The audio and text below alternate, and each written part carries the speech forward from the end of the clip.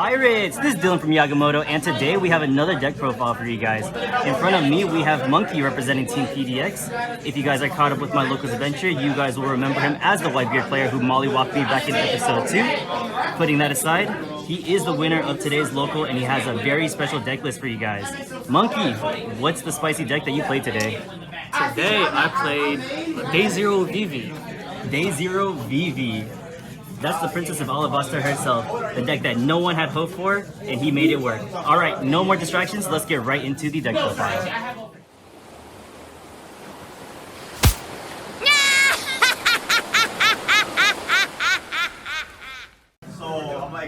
Alright, start off, one cost. We played 4 namis. Probably the most goated card in this deck because of there's some cards being Straw Hats, being Red Rock, 3000 Worlds, etc. that you can search for. Nami being able to search that, really good. Another one cost, also on 2K counters, 4 otamas. Oh, we got the Judge ones, look at that. Beautiful card. Not only can this be a 2K counter, of course, you can also minus 2K for one cost just by playing it. You're gonna see why I played this with the deck list I have. That helps out a lot against a lot of matchups that you're really bad against with the Vivi. And of course, we're gonna play 4 choppers, our chump blockers. Let's go, the chump blockers. And honestly, he came in more clutch than most of the times when I pulled him. He was never a dead card in my hand because I just either I played him early and they had to try to remove it, make some waste cards and making me plus more after they removed it because of Vivi leader. Or if not, they keep it on board. I just block whenever they wanted to go for game or try to kill one of my characters. Quickly, before we go on, can you explain what Vivi does? I don't think a lot of the people know what Vivi actually does. Sadly, Vivi cannot attack as a leader. Let me pull her up really quick. Alright, she cannot attack as a leader, and then keep going. She is a dual color. She is red-blue, but unlike most dual colors, she has 5 life. And not just that though. For a cost of 2 Dawn, you can give something Rush and draw a card. If you do not have a card to give Rush, you can still draw a card because it says up to 1 character. Interesting, so you can draw 1 every turn no matter what. No matter for the what. cost of 2. And it doesn't matter if the card can only attack already, you can still give that character Rush and still draw a card. Awesome. So if you have nothing on board, you can still do the draw. Yes, sir. So most of the time, you would like to go second. So that's the free you draw for your turn. Use Vivi's ability, draw it again, so you draw 2 for your turn. Gotcha. Alright. We're going to our 2 costs. We play 2-drop Sanji. Also a 2K counter. Majority of the times, you will use them as a 2K counter. But in like a Rebecca matchup, in a yellow matchup or so, you just play them out. Really? Can you explain why you play them out in the yellow matchup? Well, in a yellow matchup, they're going to take your life regardless, especially when you go to the their 5 curve. If they go second, they just play big mom. So you always have to trash your life. Might as well play them early, draw the cards for free from your life, and swing 7. Every turn. So basically you want to get to 0 life as soon as you can so that they don't get any value off of like their big moms? From what I know, the sweet spot for me so far has been 3. So I play them early, especially if I'm going, either I'll go second or I go first. On my 3rd turn, I play him, I give him Rush, I use his ability, put 2 Dawn, make him 7K, draw a card. I have to have 1 Dawn open so I can use it for an event. And then just swing 7. So he basically becomes a 4-drop Rush for 7. Alright, one of the early game MVPs of this deck is Chaka. Chaka, I don't even know what this card does. Can you explain it for us really quick? So, he's a 3 cost 5, so he has vanilla stats already that you can give Rush, especially if you go in second. You play him on your 3rd turn, play him, give him Rush, you have 1 extra Dawn which you can put underneath him, so when Dawn is attached to him and he's attacking, he minus 3K to anything on the board, and they're at 0, you can just pop it. Oh my god, so if you get them down to 0, it gets KO'd. If it doesn't go down to 0, it's basically it's a Gordon. It's basically a Gordon that can swing. That's crazy. That's a really good card. Show a little bit of blue though. 3 cost blocker doflamingo. Yes sir. This is a staple now in everyone's deck, and this man got the Judge ones. Got 2 Judge. Very nice. Trying to get 2 more judges. If you guys have it in the comments, let us know. Shameless plug, shameless plug. It helps a lot, especially when you're drawing with Vivi. Sometimes you're just drawing, you don't know what you get. Dofi, he's a blocker. He can't get popped by a lot of things. He's especially like Whitebeard, Robin, Chaka for another thing. You stack your deck, he's a blocker.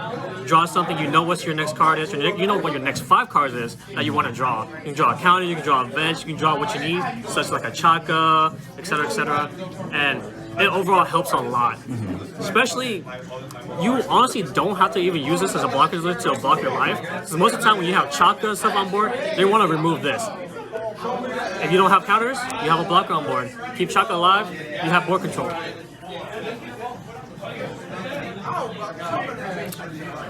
We're running 2 Robins from OP1. Let's go. OP1 is still here. Still here to stay. So, there's a reason why I'm running the Robin. Not only is that I can give her a rush, I can make a pop at 3k or less. So therefore, playing her with the Chaka, anything that's 6k can get popped by Robin. And it's happening the turn that she's played. Yes, sir. So it's like this stuff, but better. And she can swing at your leader. She can swing something on board. She can swing at your opponent's leader, trying to go for more cards and just remove something completely off the board. I thought I was playing at her at 4 initially, but I felt like it was too clunky just because Chaka already had good board control with her. But there's also another card coming up next that also helps significantly amount. Does the same thing with Chaka, also helps out the Robin. We are playing 4 OP1 Brooks. Oh my god. This card is crazy. Minus 2k to 2 different characters with Dawn X1 while attacking. Now it also gains rush because of Vivi. That is actually a crazy tech right there. I like that. Not only that, if you honestly don't need him, he's still a 1k counter in hand. So he's never dead. So you can always use him as a 1k counter. But most of the time you play him, your opponent either has to remove him right away with 3,000 worlds, which most of the time what happens is a good bait in my honest opinion because if they get rid of, alright, that's fine. I gave him rush. He already did his job by swinging 6k to leader or whatever's on board and minus 2k to 2 cards. They get rid of it. They get rid of it. It's something they have to answer on board or I snowball too hard. Yeah, this card is crazy. Super good card.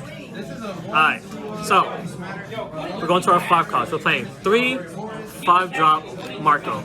Yes, sir. This is the most disgusting card from set 3. Everyone should already know what this card does. If you don't, we'll go over it. So on his on play, you can pop a 3 cost or less the moment he's played. And on KO, you can pitch an event to bring him back taps. The reason why I'm playing him, I can give him rush, swing 6k for free, but not just that. If I already have Chaka on board and no Robin, I give minus 3k to something, goes to 3k, I'll pop it with this. Yeah, so you're hitting 6Ks all the time. Swing 6Ks all the time, popping, clearing people's boards. It feels amazing. And it's hard to really answer this card just because I can keep it alive when either counters in hand or events. Yeah. It just sticks. Yeah, and it definitely forces like the opponent to use their whole turn to get rid of it, like with 3,000 worlds board or Red Rock. Yes, sir. If they don't answer it, you just swing more for free. Alright, we're going to what I call our top end. Our new king. A 7/8. This is King from OP04. On play, just draw 1 card. 7/8 makes it dodge a lot of different cards. Forces a Red Rock, basically. And it's a 1k counter. Very good. So, a lot of people did question me about playing this card. But thing is, I play him, I draw a card, I give him rush, I draw another card. I just drew 2 cards, and now I can swing at 8k the turn I played him. Yeah, so on this turn, you basically draw 3 times. You draw for turn, rush, and the draw. Draw for turn, draw for him, draw for Vivi later. Man, 3. You're basically playing Whitebeard at this point. And not just that, if there's no opportunity I can play him, he's also a 1k counter, which is, in my opinion, kind of stupid. He's already doing all this utility for Vivi, and he's a 1k counter. Majority of times, the moment I go to my non-turn curve, my 6th turn, I play him, draw a card, swing 8. I just draw all 3 of my cards. It doesn't matter what else is in my hand. It's so hard to remove this card just because he's an AK body, especially if they don't have Red Rock. They don't have, per se, like Sakazuki, and even then Sakazuki is what, a 6 cost or less? Yeah. So it's already hard enough to remove this from board. They have to use at least a minimum of 2 to 3 cards just to remove this from the board. If not, I'm swinging 8k every turn. No non-commit, just 8k. Yeah, and if they waste their whole turn like trying to remove this card, then the next turn is gonna be what's coming next. The thing is, since I do 3 cards, I can always draw into another one. And it's even more nuts. I just draw 3 more cards, and there's an AK swing for free. One of the MVPs I put in last moment before the tournament, Crocodile. Crocodile. This guy is set 1 Crocodile. Draw next 1, blue events, get -1, which means that anything that's 1 cost now becomes a 0 cost, and it has Banish, which right now is super strong in the meta. This came in so clutch, especially in my final round when I played against Yellow. I played him, get him rush, swung 7, right away, 7 Banish. Playing against Yellow, they had to either drop their hand, or they had to take the hit, and they had to trash their life. And you already know, like, Yellow people, they need their life. And the best part about the Banish, since they're trashing their life, they can't trigger it. There's no triggers coming from trash. So this comes in really, really well against Yellow. I'm already thinking about debating on bumping him to 2 or 3 right now, just because how strongly Yellow is right now, especially in locals. Yellow players, not just Yellow, just playing against Red, playing against Blue. Most of the time they don't have a lot of counters. You swing Banish. If they have the counter, they have to fucking just drop it. If not, they have to use a Red Rock just to get rid of him, or they have to commit so much Dawn just to try to get rid of him because he's a 7K. And Chorus, also included this last moment, we're playing 2 Mihawks. Mihawks. So this card, bottom deck is 7. Very powerful. And this is the card that I think I was like mentioning earlier with if they decide to use their whole turn to get rid of your king, then you just drop this next turn and then they're like, damn. They have no more Red Rocks. It's so hard to answer, not just that. Even though we cannot get him rush, he's still something they have to answer no matter what. We bomb deck one of the cards to 7 cards or less, and then by next turn, it's a free 9K swing. They can't answer it, it's a menace on the board. Yeah. Because they have to answer the Crocodile, or the Mihawk, or the King. And the majority of the times, you're going to have 2 of them out. If you have all 3, it just nail in the coffin. They just lose the game. If they can't answer any 3. Alright, we're going to get into our events now. We're going to start with our high cost events. The high cost events, alright. So, I'm playing 3 Red Rocks. 3 Red Rocks, newest removal card in set 4. Oh yes, and everybody that So, for 6, or for 5, if you have Crocodile on the board with 1 Dawn underneath them. Oh, I didn't even think about that. Yes, sir. You can use 5 to 6 Dawn to remove anything on the board. Anything. No matter what it is. It just puts bottom of the deck. Not just that. If it's your life, and there's no big threats, you can just bomb deck any 4 costs or less onto the bottom of the deck. It could be a blocker, Borsalino. There's so many cards that's 4 drop that is really good that you probably want to get rid off the board. Now for the other removal we have. We're playing 2 3000 Worlds. This honestly had come in more clutch than I thought it would be. Initially I was playing it at 1 just to test it out, but it came in super well against black, against yellow, against like red in general. Every red deck right now. It hits every red deck. It hits Rebecca super hard for their Kuros, for the Columbus. It honestly feels great. Honestly, debating on pushing this up to 3, but for now, I'm liking it at the 2 ratio. 2 feels really good, just because not only that, I can search with Nami. Oh, right. I can search with the red searcher. Yeah, don't forget. It is the Straw Hat card, so you can search with the Nami searcher. So, Nami coming really clutch. You draw cards, you search cards, you can search your removal with Nami alone. Yo, Nami's actually insane in this deck because it can search all of your removal, all your defense spells, and it searches like half your deck at the same time. Red Rock is also a Straw Hat, so it's also searchable. Feels super good. Taking in the last moment, it actually came in well. It was never a dead card in my hand. Bad man is kicker. I was just talking so much smack about this card, but hey, you were able to make it work. That's what's up. I honestly did make it work. Say you have some dead cards in hand. Sometimes you will have dead cards in hand. Say like you can't use a Red Rock because it just costs too much. You don't want to commit to the 6. Well, for a cost of 0, it becomes a 3K just by pitching. It feels great. So any dead cards, anything becomes 3K. And my next card is probably the favorite card of my deck. 4 Happiness Punch. Oh my god, this guy's not running Rad Vivi, no guard points. No He's Red Vivi, running no guard points. Happiness Punch. This is his favorite card of the deck, y'all. Honestly, it came in so so clutch in so many matches. Minus 2k to something, and if my leader is still standing, which she probably is because she can't swing, it minus another 1k. So for a cost of 1 Don, I can minus 3k to anything on the board. It could be character and leader for a cost of 1. So why do you run this one specifically over something like Rad Beam? Restand Luffy, restand Lucci, cards that can restand, because it's not for the battle, it's for the whole turn. Gotcha. Okay, so anything that swings twice is just gonna be, you're gonna be able to take care of that with just 1 card. Like they play Luffy on their curve and they try to swing right away to one of my active to one of my characters. Minus 3k. It's at 4k now. Even when they restand it, it can't swing again. It's completely useless. Same thing to leaders. Say like Rob Lucci, it can restand. Well, it has a minus 3k on it.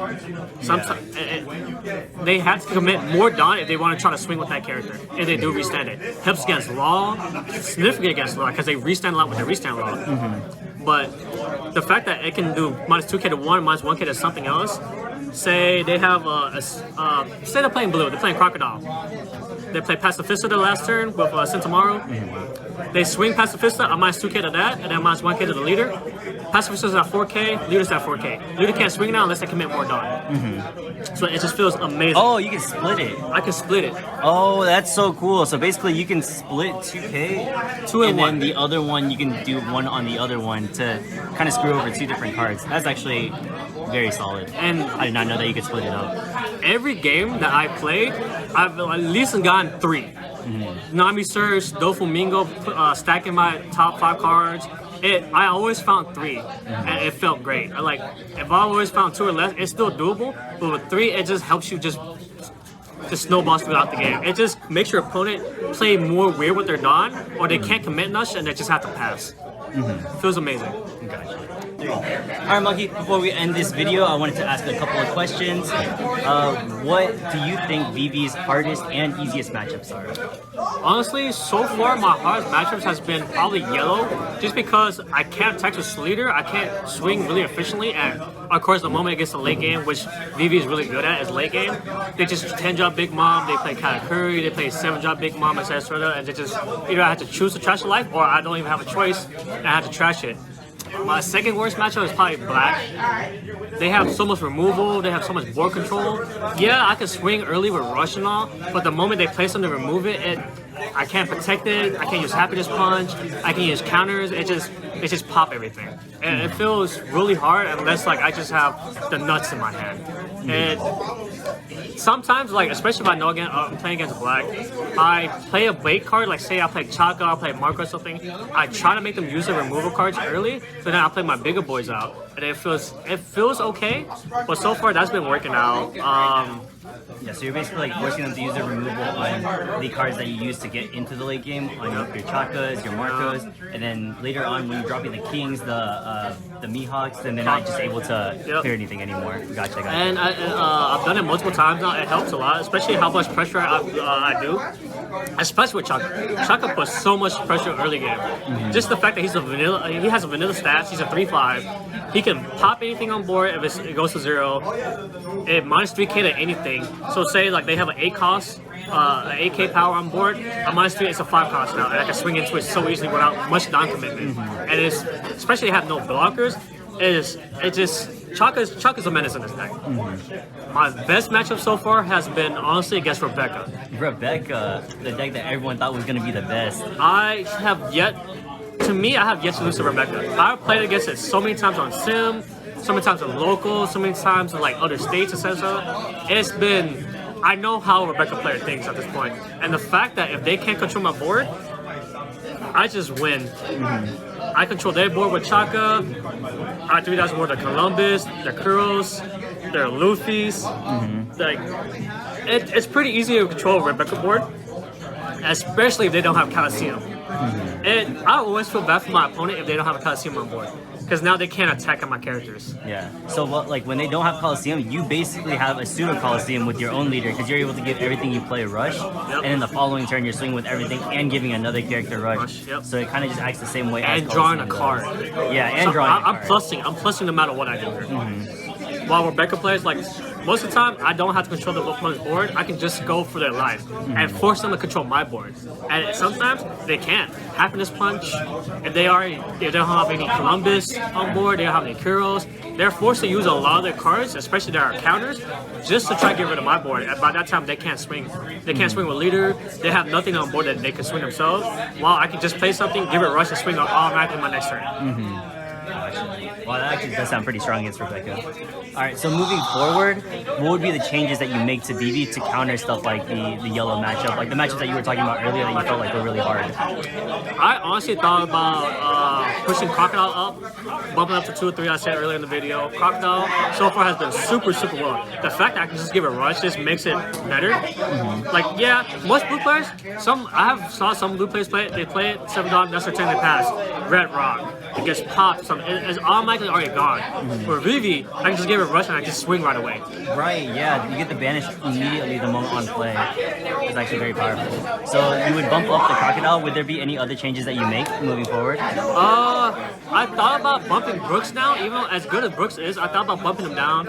I thought about putting Fire Fist in, just because I minus a lot of things, so I can pop 2 cards instead of just trying to pop 1. Fire Fist, Jet Pistol, because Mihawk, they play Mihawk, I play Chaka. I swing 6k at the leader, Mihawk goes to 6k because I'm minus 3k. It's in range of Jet Pistol. Thought about Jet Pistol.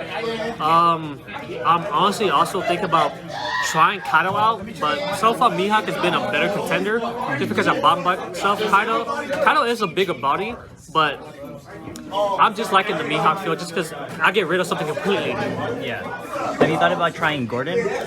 I thought about Gordon, but he's a one cut. Like I could technically get him rush, commit 2 down, make him swing 5k right away the moment I play him, and minus 3k to something. But why do that when I have a Chaka who's a bigger body and I don't have to commit as much? Our last question, what do you think about the current meta, and what do you think will be played moving forward into the rest of OP04? Honestly, I think the meta is healthy because a lot of people are playing different colors. For me, for example, I'm playing Vivi.